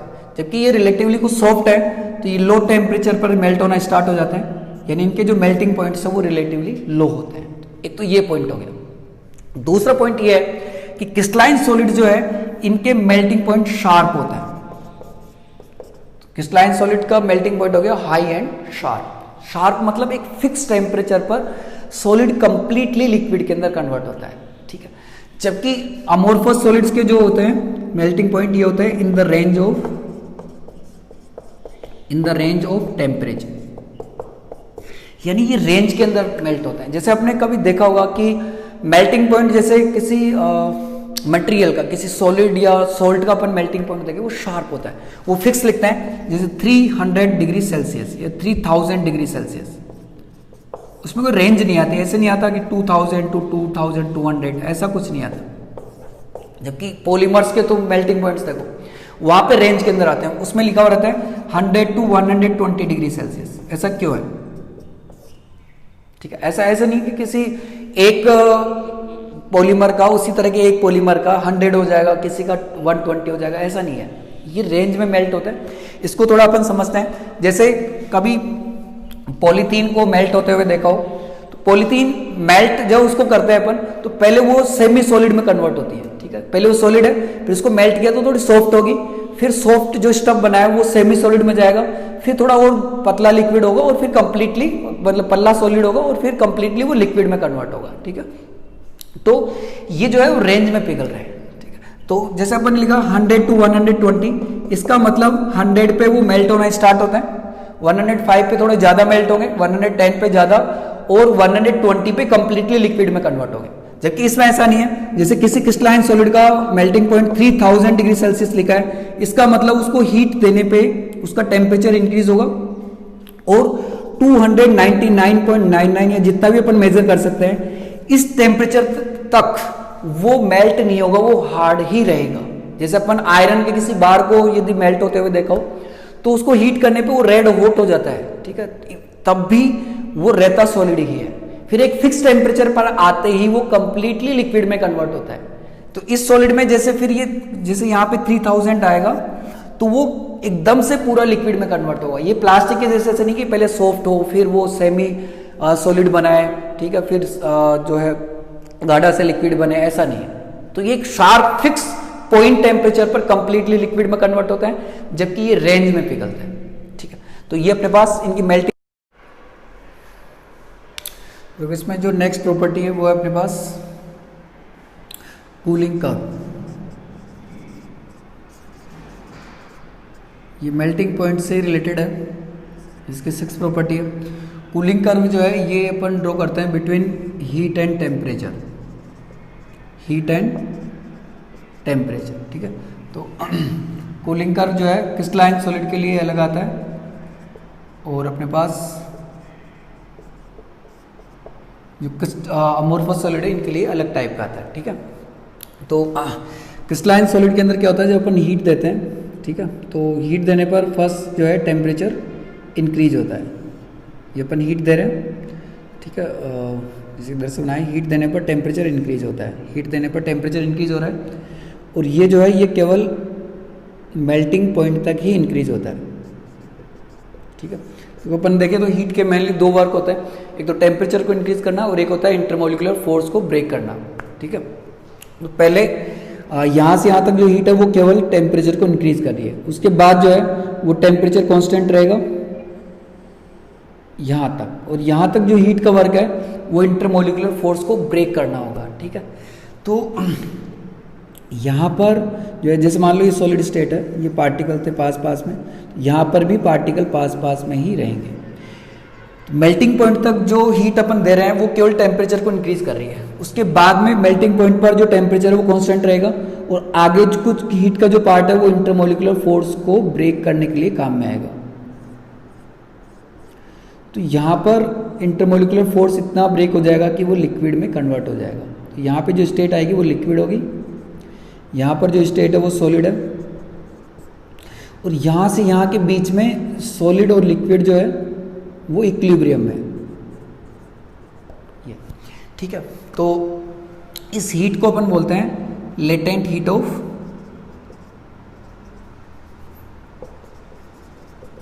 यह लेटेंट हीट ऑफ फ्यूजन, ठीक है। उसके बाद जो है वो लिक्विड का टेम्परेचर इंक्रीज होगा, जबकि अमोर्फस सॉलिड में ऐसा नहीं होता। अमोर्फस सॉलिड में जो अपन हीट देते हैं वो दोनों एक साथ काम करती है, वो टेम्परेचर को इंक्रीज भी करती है और उसके साथ साथ इंटरमोलिकुलर फोर्स को भी ब्रेक करती है, ठीक है। इसमें ऐसा नहीं था, इसमें यहाँ से यहाँ तक केवल टेम्परेचर इंक्रीज हो रहा था, उसके बाद जो हीट का पार्ट है जिसको अपन लेटेंट हीट ऑफ फ्यूजन कहते हैं वो इंटरमोलिकुलर फोर्स को ब्रेक करने के लिए काम में आती है, यानी सॉलिड लिक्विड इक्विलिब्रियम आता है। जबकि इसके अंदर ऐसा नहीं होता, इसमें जैसे अपन हीट दे रहे हैं तो साथ साथ टेम्परेचर भी इंक्रीज हो रहा है और उसके साथ साथ में इंटरमोलिकुलर फोर्स ऑफ अट्रैक्शन भी ब्रेक हो रहा है, ठीक है। सपोज यहाँ पे आते ही जो है ये लिक्विड स्टेट में आ गया, तो इस टेम्परेचर को अपन कहेंगे मेल्टिंग पॉइंट, यानी इसमें मेल्टिंग पॉइंट आने के बाद में वो कांस्टेंट नहीं रहता, ठीक है। जैसे अपन ने देखा था कि मेल्टिंग पॉइंट इनके रेंज में आते हैं, जैसे यहाँ से इंटरमोलिकुलर फोर्स को ब्रेक होना स्टार्ट हो गया तो यहाँ पे जैसे ये प्लास्टिक है ये हार्ड है, फिर थोड़ा सेमी सॉलिड होगा, फिर थोड़ा लिक्विड होगा और फिर ये लिक्विड में कन्वर्ट होगा, और कहीं पर भी टेम्परेचर जो है वो कांस्टेंट नहीं रहेगा, ठीक है। तो ये इनके कूलिंग कर्व थे क्रिस्टलाइन सॉलिड का और अमोर्फस सॉलिड का। उसके बाद में जो नेक्स्ट प्रॉपर्टी है वो है इनका कॉमन नेम, कि ये तो इनकी टेक्निकल नेम है, इसके अलावा कॉमनली इनको और अपन किस नेम से जानते हैं। नेक्स्ट अपने पास कॉमन नेम, ये 7th प्रॉपर्टी है। तो ये अपने पास ट्रू सॉलिड, ट्रू या आइडियल सॉलिड, क्योंकि इनमें जो सॉलिड में प्रॉपर्टी होनी चाहिए कि वाइब्रेशन के अलावा और कोई मूवमेंट नहीं होता पार्टिकल्स का, तो वो इनके अंदर होता है, इसलिए इनको ट्रू या आइडियल सॉलिड कहते हैं। जबकि अमोर्फस सॉलिड्स जो है अपने पास जैसे ग्लास है, प्लास्टिक है, इनको अपन बोलते हैं super cooled liquid, super cooled liquid, ठीक है। सुपर यानी बहुत ज़्यादा और कूल्ड यानी फ्रोजन, लिक्विड। इनका बिहेवियर ऐसा होता है जैसे किसी लिक्विड को बहुत ज़्यादा फ्रीज कर दिया गया हो और वो बहुत स्लोली फ्लो हो रहा हो। जैसे लिक्विड होता है वो फ्लो होता है from higher level to lower level, ठीक है। सॉलिड जो होते हैं वो फ्लो नहीं होते हैं, ये मिड की स्टेट है, ये बहुत स्लोली फ्लो होते हैं, बहुत धीरे धीरे फ्लो होते हैं। इसलिए अपन देख सकते हैं कि जो ओल्ड बिल्डिंग्स हैं उनके जो ग्लासेस होते हैं, विंडोज़ की जो ग्लास है उनकी जो थिकनेस है, यदि बहुत लंबे टाइम बाद में अपन देखें तो उनकी थिकनेस जो है वो ऊपर से कम हो जाती है और नीचे से ज़्यादा हो जाती है, क्योंकि इसमें जो ग्लास होता है वो धीरे धीरे नीचे की ओर फ्लो हो रहा होता है, ठीक है। इसलिए इनको अपन सुपर कूल्ड लिक्विड कहते हैं, ठीक है। लास्ट में इनके एग्जांपल्स, तो एग्जांपल्स में इसके अंदर जो है ज़्यादातर सॉलिड आते हैं जिनको अपन आगे इनकी सब कैटेगरीज में डिस्कस करेंगे। जबकि अमोर्फस सॉलिड्स में अपने पास केवल कुछ सॉलिड्स आते हैं, जैसे मोस्ट ऑफ पॉलीमर्स इनके अंदर आते हैं, ठीक है। इसके अलावा ग्लास है, रबर है, ये चीज़ें इनके अंदर आती हैं, ठीक है। तो इसके एग्जांपल्स जो है अपने पास है ग्लास, रबर, प्लास्टिक,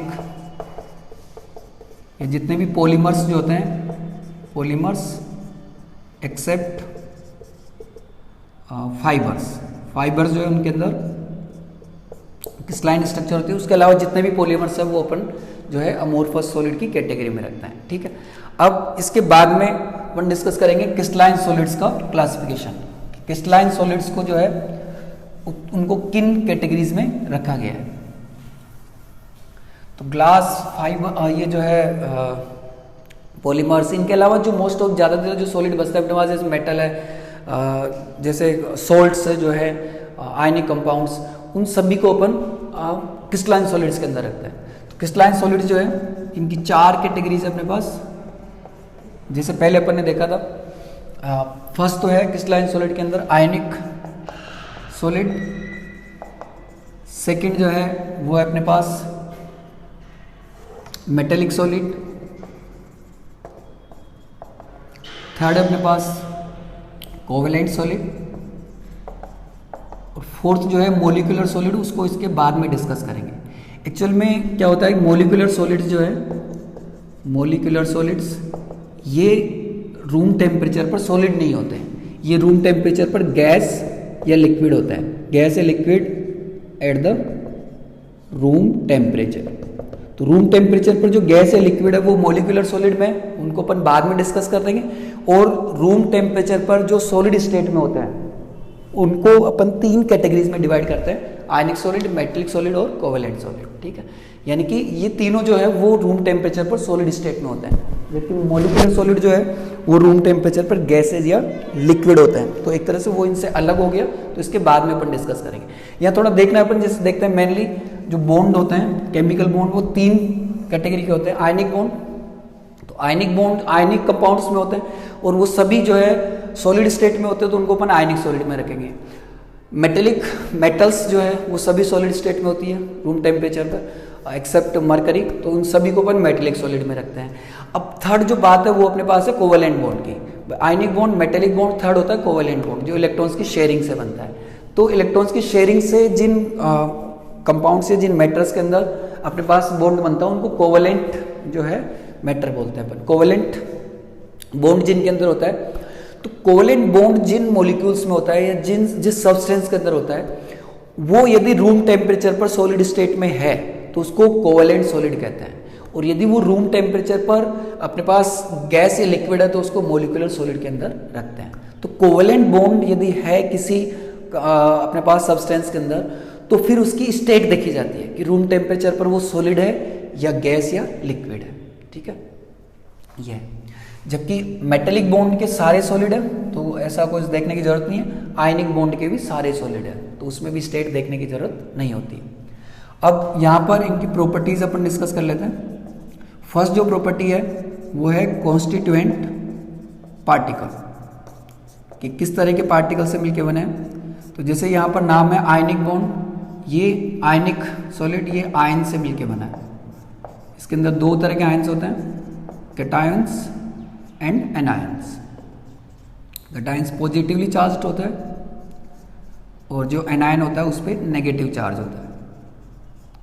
जैसे अपन NaCl देखते हैं, तो NaCl में आयन होते हैं, NaCl Na और Cl से मिलकर नहीं बन रहा है, ये Na प्लस और Cl माइनस आयन से मिलकर बना होता है।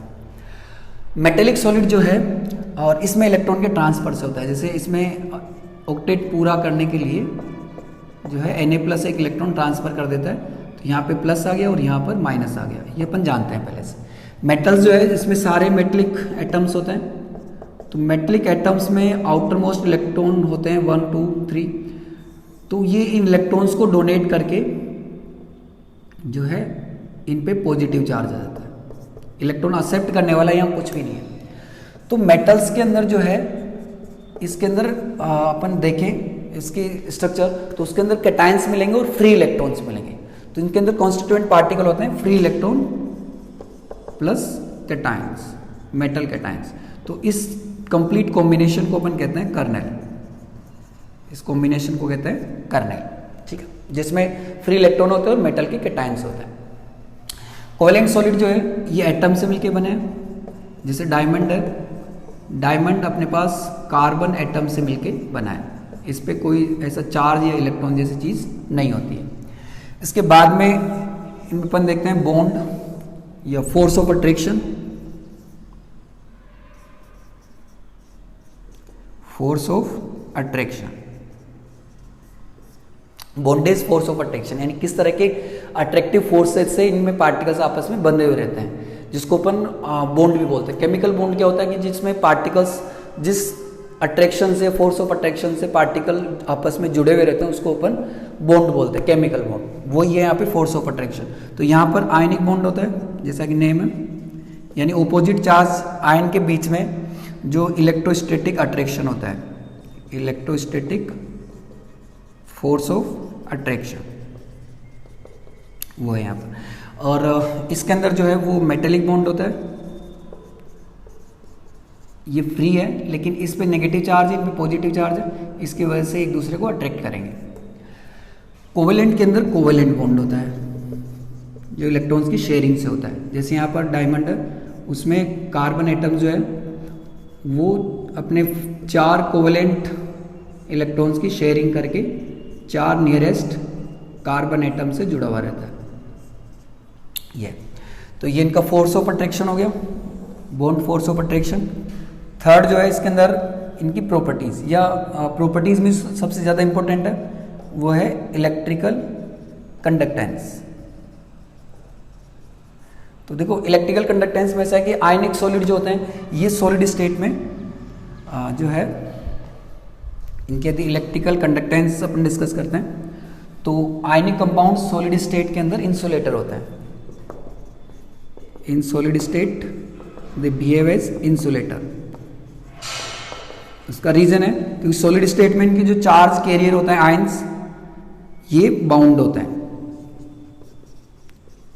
Charge carrier ions are bound, ये जुड़े हुए रहते हैं। जबकि फ्यूज्ड स्टेट में यानी मोल्टन स्टेट में या तो उनको गर्म करके अपन मेल्ट कर लें, या फिर सॉल्यूशन स्टेट में, सॉल्यूशन स्टेट मतलब इसको किसी सॉल्वेंट के अंदर अपन डिसॉल्व कर लें। तो दोनों तरह के स्टेट्स के अंदर इनके अंदर आयंस जो होते हैं वो फ्री हो जाते हैं, आयंस जो होते हैं वो अपना बॉन्ड ब्रेक करके फ्री हो जाते हैं, फिर वो इलेक्ट्रिसिटी कंडक्ट करते हैं और उनका इलेक्ट्रोलाइसिस होता है, जैसे अपन इलेक्ट्रोकेमिस्ट्री में पढ़ते हैं। तो due to free ions in molten state और solution state they behave as conductor. तो यहाँ की कंडक्टिविटी ऐसे है, सॉलिड स्टेट में इंसुलेटर और मोल्टन और सॉल्यूशन फेज में कंडक्टर। जबकि जो मेटल्स हैं ये सॉलिड स्टेट में भी, even in solid state they behave as conductor due to free electrons, charge carrier जो फ्री इलेक्ट्रॉन्स है। अब इसमें ऐसा नहीं है कि फ्री इलेक्ट्रॉन सॉलिड स्टेट में भी रहते हैं, उनको मेल्ट करने की जरूरत नहीं होती है इलेक्ट्रॉन्स को फ्री करने के लिए, इसलिए सॉलिड स्टेट में भी इलेक्ट्रिसिटी कंडक्ट करते हैं। और इनमें फ्री इलेक्ट्रॉन या आयन नहीं होते हैं, इसलिए ये बिहेव करते हैं as insulators, behave as insulator. इसका एक एक्सेप्शन अपने पास, एंड एक्सेप्शन इज ग्रेफाइट। इनकी इलेक्ट्रिकल प्रॉपर्टी थी। इसके बाद में इनका जो जनरल फिजिकल अपीयरेंस जो है, फिजिकल अपीयरेंस तो आयनिक सॉलिड अपन जानते हैं ये होता है हार्ड एंड ब्रिटल, ठीक है। इनका मेल्टिंग पॉइंट जो होता है वो हाई होता है and they are soluble in water, ठीक है। सोल्ट्स आते हैं इसके अंदर ज़्यादातर, तो वो सभी सोल्ट जो है वो वाटर के अंदर डिजोल्व रहता है और ये सब प्रॉपर्टीज़ अपन पहले से जानते होंगे। मेटेलिक सॉलिड्स इसमें मेटल्स आती है, तो मेटल्स की जो अपीयरेंस है वो अपन जानते हैं, metals are hard, malleable, ductile, ठीक है। ये सब प्रॉपर्टीज इनके अंदर होती है और इनके जो मेल्टिंग पॉइंट्स होते हैं वो नॉर्मल होते हैं। और कोवेलेंट सॉलिड्स जो होते हैं ये बहुत ज़्यादा हार्ड होते हैं, very hard, due to 3 dimensional crystalline structure, ठीक है। तो इस हार्ड स्ट्रक्चर की वजह से इनको ब्रेक करना बहुत ज़्यादा हार्ड होता है और इसकी वजह से ही इनके जो मेल्टिंग पॉइंट होते हैं वो भी बहुत ज़्यादा हाई होते हैं, वेरी हाई, ठीक है। तो ये इनकी कुछ प्रॉपर्टीज़ थी अपने पास ionic solid, metallic solid and covalent solid की। इनके एग्जाम्पल्स यदि अपन देखते हैं तो इसके अंदर जो है सारे आयनिक कंपाउंड्स आते हैं जो कैटायन और एनायन से मिलके बने, जैसे सोडियम क्लोराइड, पोटेशियम क्लोराइड और ये पोटेशियम फ्लोराइड, अमोनियम डाइक्रोमेट, ये भी आयनिक है क्योंकि इसमें 2 आयन आ रहे हैं, अमोनियम एंड डाइक्रोमेट आयन। तो इस तरह से कोई भी नाम यदि अपन देखते हैं किसी कंपाउंड का जिसके अंदर 2 नेम आ रहे हैं, पहली चीज़ तो ये सभी कंपाउंड्स होंगे और एक जो नेम है वो कैटायन का होगा और एक एनायन का होगा। तो इसमें इस तरह की स्पीशीज यदि कैटायन एनायन जुड़ी हुई है तो उस मॉलिक्यूल को अपन आयनिक सॉलिड के अंदर रखेंगे। मेटेलिक सॉलिड्स, इसके अंदर सारी मेटल्स आती है। मेटल्स अपन जानते हैं पीरियोडिक टेबल में S block, complete S block, P block and D block, ठीक है, डी एंड एफ ब्लॉक। इनके जो सभी एलिमेंट्स अपने पास, ये सभी एलिमेंटल कंपाउंड्स इसके अंदर आएंगे नहीं, तो ये सभी जो एलिमेंट्स है वो अपने पास मेटेलिक सॉलिड्स में आएंगे। मेटेलिक सॉलिड्स में जो है सारी मेटल्स आती है। इसके बाद में कोवेलेंट सॉलिड, यहाँ पे थोड़ा अपने को ध्यान देना है कि कोवेलेंट बॉन्ड जिन कंपाउंड से, जिन मॉलिक्यूल्स के अंदर होते हैं, उन सभी को अपन कोवेलेंट सॉलिड में नहीं रख सकते, ठीक है। कोवेलेंट सॉलिड वो कोवेलेंट सब्सटेंस है जो रूम टेम्परेचर पर सॉलिड होता है। तो यहाँ पर दोनों चीज़ अपने को देखनी है, एक तो कोवेलेंट बॉन्ड होना चाहिए, इलेक्ट्रॉन्स की शेयरिंग होनी चाहिए एटम्स के बीच में, और दूसरा वो रूम टेम्परेचर पर सब्सटेंस सॉलिड होना चाहिए। जैसे एग्जांपल के लिए डायमंड, ग्रेफाइट एंड यूरिया, तो इन सभी में कोवेलेंट बॉन्ड है और ये रूम टेम्परेचर पर सॉलिड भी है। जैसे लेकिन सपोज एग्जांपल H2O है, H2O कोवेलेंट है लेकिन ये कोवेलेंट सॉलिड नहीं होगा क्योंकि ये रूम टेम्परेचर पर लिक्विड है। O2 जो है ये भी अपने पास कोवेलेंट बॉन्ड है, इसमें इलेक्ट्रॉन्स की शेयरिंग हो रही है 2 ऑक्सीजन एटम्स के बीच में, लेकिन ये कोवेलेंट सॉलिड नहीं होगा क्योंकि ये रूम टेम्परेचर पर गैस है। तो इस तरह के जो अपने पास एग्जांपल्स हैं, इस तरह के जो केसेस हैं, यानी जिनमें कोवेलेंट बॉन्ड है लेकिन वो रूम टेम्परेचर पर सॉलिड ना होकर गैस या लिक्विड है, तो इनको अपन रखते हैं इसकी 4th कैटेगरी में, जिसको कहते हैं मॉलिक्यूलर सॉलिड। मॉलिक्यूलर सॉलिड, ठीक। तो अपने पास इन 3 कैटेगरीज के बाद में 4th कैटेगरी बचती है मॉलिक्यूलर सॉलिड। तो मॉलिक्यूलर सॉलिड के अंदर जो है जैसे अभी अपन ने डिस्कस किया, मॉलिक्यूलर सॉलिड के अंदर एक्चुअली में सॉलिड्स को नहीं रखेंगे अपन, रूम टेम्परेचर पर जो सब्सटेंस गैस या लिक्विड स्टेट में होता है और लो टेम्परेचर पर जाके वो सॉलिड में कन्वर्ट होते हैं, उन सभी को अपन मॉलिक्यूलर सॉलिड्स में रखते हैं। तो मॉलिक्यूलर सॉलिड में क्या होता है, at room temperature they are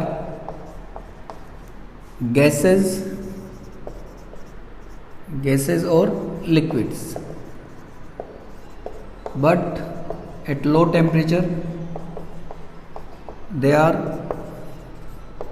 soft solids, ठीक है। जैसे वाटर है H2O, तो रूम टेम्परेचर पर ये लिक्विड है, इसको अपन फ्रीज करेंगे लो टेम्परेचर पर, ये आइस में कन्वर्ट हो जाएगा, तो उस आइस को कहेंगे अपन मॉलिक्यूलर सॉलिड। तो गैसेस और लिक्विड्स को कूल करने पर जब वो सॉलिड में कन्वर्ट हो जाती है तो उस सॉलिड को अपन मॉलिक्यूलर सॉलिड कहते हैं।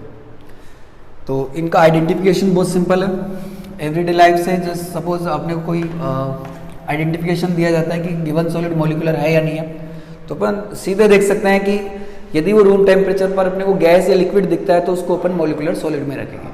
ठीक है, तो अब मॉलिक्यूलर सॉलिड जो है ये भी 3 कैटेगरी के होते हैं। फर्स्ट अपने पास है non polar molecular solid, non polar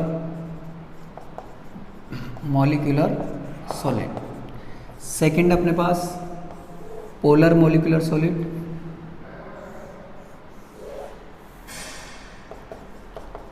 polar molecular solid.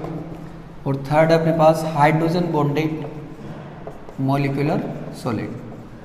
तीनों मॉलिक्यूलर सॉलिड्स हैं, तीनों के अंदर रूम टेम्परेचर पर गैसेस और लिक्विड्स जो सब्सटेंस होते हैं गैस और लिक्विड स्टेट में वो आएंगे। ठीक है, तो इनकी जो प्रॉपर्टी है, फर्स्ट कॉन्स्टिट्यूएंट पार्टिकल्स, तो इनके अंदर कॉन्स्टिट्यूएंट पार्टिकल्स जो है, कॉन्स्टिट्यूएंट पार्टिकल्स हुआ अपने पास मॉलिक्यूल्स, ये सभी मॉलिक्यूल से मिलके बने हैं। अब होने को इनमें एटम्स भी होता है। फिर एटम्स कॉन्स्टिट्यूएंट पार्टिकल क्यों नहीं है? क्योंकि एटम की वजह से जो मॉलिक्यूल बन रहे हैं, एटम जो बॉन्डेड होके मॉलिक्यूल बना रहे हैं। फॉर एग्जांपल पहले अपन ये देखते हैं मॉलिक्यूलर सॉलिड क्यों कहते हैं इनको। जैसे H2 है तो इसमें हाइड्रोजन और ऑक्सीजन एटम्स से मिलके बनाई, लेकिन इन एटम्स के बीच में जो बॉन्ड है उसकी वजह से ये लिक्विड है, उसकी वजह से ये सॉलिड नहीं है, इस कोवेलेंट बॉन्ड की वजह से। तो कोवेलेंट लिक्विड हो गई, लेकिन जब इसके मॉलिक्यूल्स पास पास में आएंगे और मॉलिक्यूल्स के बीच में इंटरमॉलिक्यूलर फोर्स लगेगा, उसकी वजह से सॉलिड में कन्वर्ट होंगे। तो यहाँ पर अपन जो कंप्लीट मॉलिक्यूल की जो एंटाइटी है उसको अपन particle as a particle consider करेंगे, और मॉलिक्यूल को आगे और सब डिवीजन पे जो एटम्स आते हैं वो इसके कॉन्स्टिट्यूएंट पार्टिकल्स नहीं होंगे। कंप्लीट जो मॉलिक्यूल है उसी को अपन कॉन्स्टिट्यूएंट पार्टिकल कंसीडर करेंगे। ठीक है, इसलिए इनका जो नेम है वो अपने पास मॉलिक्यूलर सॉलिड है। अब इन तीनों के अंदर non polar molecular solid, polar and hydrogen bonded molecular solid, इनके अंदर जो है डिफरेंट टाइप के अपने पास मॉलिक्यूल्स आते हैं। ठीक है, तो इनमें डिफरेंट टाइप के मॉलिक्यूल्स आते हैं। इसके अंदर आते हैं नॉन पोलर मॉलिक्यूल्स, इसके अंदर आते हैं पोलर मॉलिक्यूल्स, और इसके अंदर आते हैं हाइड्रोजन बॉन्डेड मॉलिक्यूल्स। अब इसको अपन थोड़ा देखते हैं, पोलर नॉन पोलर का मतलब क्या है। ये जैसे पोलैरिटी 11th में एक टॉपिक आता है अपने पास हाइड्रोजन कोवेलेंट बॉन्ड का, वहाँ से तो एक टॉपिक अपने पढ़ा है इलेक्ट्रोनेगेटिविटी और एक पढ़ा है पोलैरिटी। तो इसको थोड़ा सा अपन रिवाइज कर लेते हैं शॉर्ट में। देखो जैसे अपने पास एक बॉन्ड है H बॉन्ड H, यहाँ पर 2 हाइड्रोजन एटम्स के बीच में इलेक्ट्रॉन्स की शेयरिंग हो रही है। अब ये दोनों सेम साइज के हैं, तो दोनों के न्यूक्लियस इन इलेक्ट्रॉन्स को सेम अट्रैक्ट करेंगे, तो ये इलेक्ट्रॉन जस्ट बीच में रहेंगे। तो इलेक्ट्रॉन्स का किधर भी डिस्प्लेसमेंट नहीं होने की वजह से ये कंप्लीट न्यूट्रल रहेंगे, यानी इन पे किसी भी टाइप का कोई चार्ज नहीं आएगा। तो ये अपने पास नॉन पोलर बॉन्ड है और ये हो गया नॉन पोलर मॉलिक्यूल। ठीक है, तो इसको अपन नॉन पोलर मॉलिक्यूलर सॉलिड के अंदर रखेंगे। पर जैसे अपने पास एक एग्जांपल है HCl, यहाँ पर H और जो Cl है इनकी एटम्स की साइज में बहुत ज़्यादा डिफरेंस है। Cl एटम स्मॉल साइज का है, H एटम लार्ज साइज का है। ठीक है, क्योंकि पीरियोडिक टेबल में H इधर आता है लेफ्ट साइड में, Cl राइट साइड में आता है, और लेफ्ट टू राइट जब अपन चलते हैं तो साइज कम होती है, डिक्रीज होती है। तो ये Cl यहाँ पर, अब यहाँ पे जो इलेक्ट्रॉन इनके जो शेयर्ड इलेक्ट्रॉन्स है उनको Cl का एटम ज़्यादा अट्रैक्ट करेगा क्योंकि ये पास में है, और Cl का न्यूक्लियस ज़्यादा अट्रैक्ट करेगा, और H का जो न्यूक्लियस है वो कम अट्रैक्ट करेगा। तो ये जो इलेक्ट्रॉन है ये थोड़े से Cl की ओर शिफ्ट हो जाते हैं। शेयर्ड जो इलेक्ट्रॉन है वो क्लोरीन की ओर थोड़े से शिफ्ट हो जाते हैं। कंप्लीट शिफ्ट नहीं होते हैं क्योंकि कंप्लीट ट्रांसफर नहीं हो रहा, पार्शियल शिफ्ट हो रहे हैं। इसकी वजह से Cl पे पार्शियल माइनस आ जाता है और हाइड्रोजन पे पार्शियल प्लस आ जाता है। तो इस तरह के जो अपने पास मॉलिक्यूल्स होते हैं उनको नॉन पोलर मॉलिक्यूल्स बोलते हैं, और ये जो बॉन्ड होता है इसको बोलते हैं अपन नॉन पोलर कोवेलेंट बॉन्ड, इसको पोलर कोवेलेंट बॉन्ड बोलते हैं। ठीक है, तो पोलर जो मॉलिक्यूल्स होते हैं, तो पोलर मॉलिक्यूल्स की जो गैसेस और लिक्विड्स है उनको अपन पोलर मॉलिक्यूलर सॉलिड के अंदर रखते हैं, जबकि हाइड्रोजन बॉन्ड से जो जुड़ी हुई गैस और लिक्विड है उनको अपन हाइड्रोजन बॉन्डेड मॉलिक्यूल्स के अंदर और हाइड्रोजन बॉन्डेड सॉलिड्स के अंदर रखते हैं। जैसे हाइड्रोजन बॉन्ड कब बनता है? हाइड्रोजन बॉन्ड बनने की अपने पास कंडीशन है कि मॉलिक्यूल में बॉन्ड होना चाहिए जिसमें बॉन्ड के एक टर्मिनल पे H आ रहा हो और दूसरे टर्मिनल पर फोन आ रहा हो, FON तीनों में से कोई भी एक एटम आ रहा हो।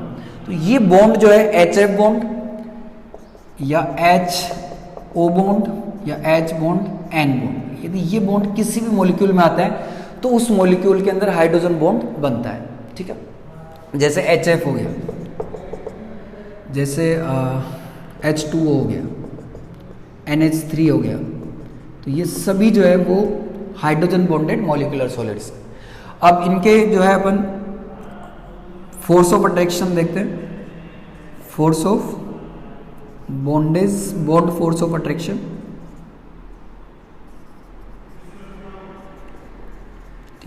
कि किस फोर्स ऑफ अट्रैक्शन की वजह से आपस में जुड़े हुए रहते हैं। तो नॉन पोलर मॉलिक्यूल्स ये अपन जानते हैं कि इन पे कोई पार्शियल प्लस या माइनस चार्ज नहीं है, तो इसकी वजह से जो है इनमें कोई अट्रैक्शन नहीं होगा, कोई पॉजिटिव और नेगेटिव के बीच में अट्रैक्शन नहीं होगा। तो इसमें क्या होता है कि कभी कभी इंडक्शन की वजह से ये जो इलेक्ट्रॉन्स हैं ये इनका डिस्टर्बेंस होता है, जिसकी वजह से बहुत कम चार्ज आ जाता है इनकी वजह से इनके ऊपर, और ये एक दूसरे को अट्रैक्ट करते हैं। तो उस फोर्स को बोलते हैं अपन weak dispersion force, weak dispersion या लंडन फोर्स बोलते हैं। तो वो इनके अंदर होता है, इनके अंदर होता है डाइपोल डाइपोल अट्रैक्शन। जैसे HCl है, उसके पास में दूसरा HCl है, यहाँ पे पार्शियल नेगेटिव चार्ज है, यहाँ पे पार्शियल पॉजिटिव चार्ज है, तो ये एक दूसरे को अट्रैक्ट करेंगे। इस अट्रैक्शन को बोलते हैं अपन डाइपोल डाइपोल इंटरेक्शन, और इसके अंदर हाइड्रोजन बॉन्ड होता है। तो इन बॉन्ड के अंदर, इन तीनों बॉन्ड्स के अंदर जो डाइपोल डाइपोल इंटरेक्शन होती है उसी को अपन हाइड्रोजन बॉन्ड कहते हैं। जैसे यहाँ पर HF हो गया, पास में और HF का मॉलिक्यूल होगा, यहाँ पे पार्शियल माइनस, यहाँ पे पार्शियल प्लस, ये दोनों एक दूसरे को अट्रैक्ट करेंगे, इस बॉन्ड को ही कहते हैं अपन हाइड्रोजन बॉन्ड। तो हाइड्रोजन बॉन्ड जो है वो पोलर डाइपोल डाइपोल बॉन्ड की एक स्पेसिफिक कंडीशन है। ठीक है, तो ये इनके ये हो गए। इसके बाद में इनकी जो प्रॉपर्टीज है, जनरल प्रॉपर्टीज, वो सब सेम है। तो जनरल प्रॉपर्टीज में अपन पहले डिस्कस कर चुके हैं। At room temperature they are liquid और गैस, और but at low temperature they are soft solids. क्योंकि जब गैस और लिक्विड को अपन ने कूल करके सॉलिड में कन्वर्ट किया है तो वो सॉलिड जो है इतना ज़्यादा हार्ड तो होगा नहीं, ठीक है, वो बहुत सॉफ्ट सॉलिड होगा। और सॉफ्ट होने की वजह से इनके जो मेल्टिंग पॉइंट्स होते हैं वो भी बहुत ज़्यादा लो होते हैं, वेरी लो। बस इसका जो होता है वो लो होता है, इतना ज़्यादा लो नहीं होता, क्योंकि हाइड्रोजन बॉन्ड जो होता है उसकी स्ट्रेंथ थोड़ी सी रिलेटिवली ज़्यादा होती है। ठीक है, और कंडक्टिविटी तो इनमें अपन फ्री इलेक्ट्रॉन्स और फ्री आयंस के बारे में तो सोच ही नहीं सकते। तो ऑल दे आर इंसुलेटर, ठीक है, due to absence of free electrons और फ्री आयंस। ठीक है, तो ये किसी भी स्टेट में इलेक्ट्रिसिटी कंडक्ट नहीं करेंगे। तो इसके इनके एग्जांपल्स यहाँ पे अपन लिख लिए, और एग्जांपल्स अपन देख लेते हैं। जैसे H बॉन्ड H है, O बॉन्ड O है, ये भी नॉन पोलर होगा, तो H2O2। तो इसके अंदर वो मॉलिक्यूल्स आते हैं, वो गैसेज या लिक्विड्स आती हैं जिनके या तो एटम सेम हो या फिर अप्रोक्सीमेट सेम इलेक्ट्रोनेगेटिविटी वाले हो। जैसे N2 हो गया, ठीक है, और अपने पास N2O2 ये सेम है, और CH4 जिसमें इलेक्ट्रोनेगेटिविटी अप्रोक्सीमेट सेम होती है कार्बन और हाइड्रोजन की, क्योंकि इनकी शेप भी अप्रोक्सीमेट इक्वल होती है। ये इनके एग्जांपल्स है, ये यहाँ पर है। हाइड्रोजन बॉन्ड के अपन और ले सकते हैं, जैसे H2SO4 हो गया। H2SO4 इसलिए है क्योंकि यहाँ पर O और H के बीच में बॉन्ड आता है, ये बॉन्ड। ठीक है, तो अब ये टॉपिक जो है क्लासिफिकेशन यहाँ पर कंप्लीट होता है। तो इस वीडियो में अपन ने सॉलिड्स जो है उनको कितने ग्रुप्स में डिवाइड किया गया है वो डिस्कस किया है, उन ग्रुप्स की प्रॉपर्टीज क्या क्या है वो डिस्कस किया है, और उनके अंदर कौन कौन से सॉलिड्स को रखा गया है, यानी उनके एग्जाम्पल्स क्या क्या है। ठीक है, उनको डिस्कस